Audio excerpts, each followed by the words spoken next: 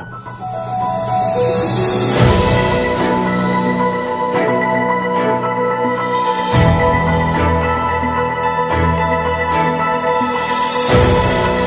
अंदर हो, शाम 7 बजे से सुबह 7 बजे तक निकलना बंद है।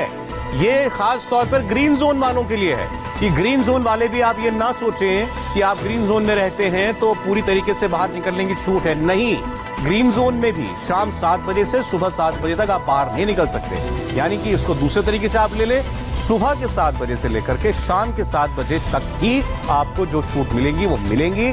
शाम 7 से लेकर सुबह 7 के बीच आपको कोई रियायत ग्रीन जोन में भी नहीं मिलने वाली है, बाहर आप नहीं निकलेंगे।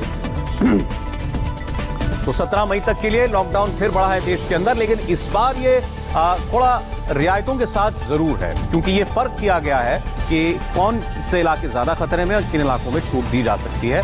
और कुछ हिदायतें भी हैं, बुजुर्ग ना बाहर निकलें, गर्भवती महिलाएं और बच्चे घरों से खासतौर पर बाहर ना निकलें, जो लगातार आपको सरकार भी और डॉक्टर्स भी बता रहे हैं। 65 साल से ऊपर के बुजुर्ग और 10 साल से कम उम्र के बच्चे, खासतौर पर इनका आपको ध्यान रखना है और इन्हें किसी भी कीमत पर आप बाहर न निकलने दें, किसी भी वजह से। कोई मेडिकल इमरजेंसी हो सकती है, बात अलग है, लेकिन अदरवाइज 65 साल से ऊपर के बुजुर्गों को और 10 साल से कम उम्र के बच्चों को किसी भी सूरत में घर के बाहर कदम नहीं रखना है। ये सरकार ने सख्त हिदायत दी है 17 मई तक, लेकिन लॉकडाउन जो है पूरे देश के अंदर लागू रहने वाला है।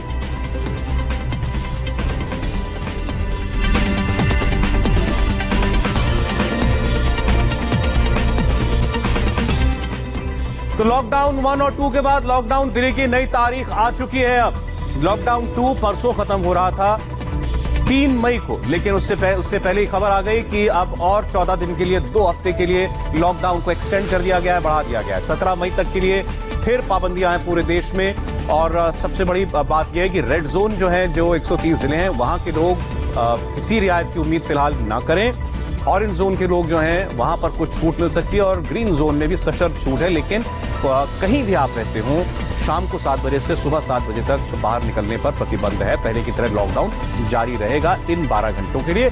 सुबह के 7 से शाम के 7 के बीच जो भी छूट आपको मिल रही है वो ये 12 घंटे की ही छूट है, इसके अतिरिक्त नहीं है।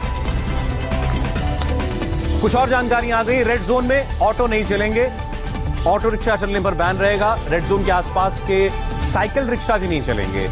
और इसके अलावा बार्बर शॉप्स, नाई की दुकानें नहीं खुलेंगी, स्पा नहीं खुलेंगे। रेड जोन के अंदर ये पाबंदियां हैं। रेड जोन के आसपास भी ये पाबंदियां हैं कि वहां पर ये छोटा पब्लिक ट्रांसपोर्ट जो हम कहते हैं आसपास ट्रैवल करने के लिए, ऑटो रिक्शा हुआ, ई रिक्शा हुआ, इनके चलने पर पाबंदी रहेगी।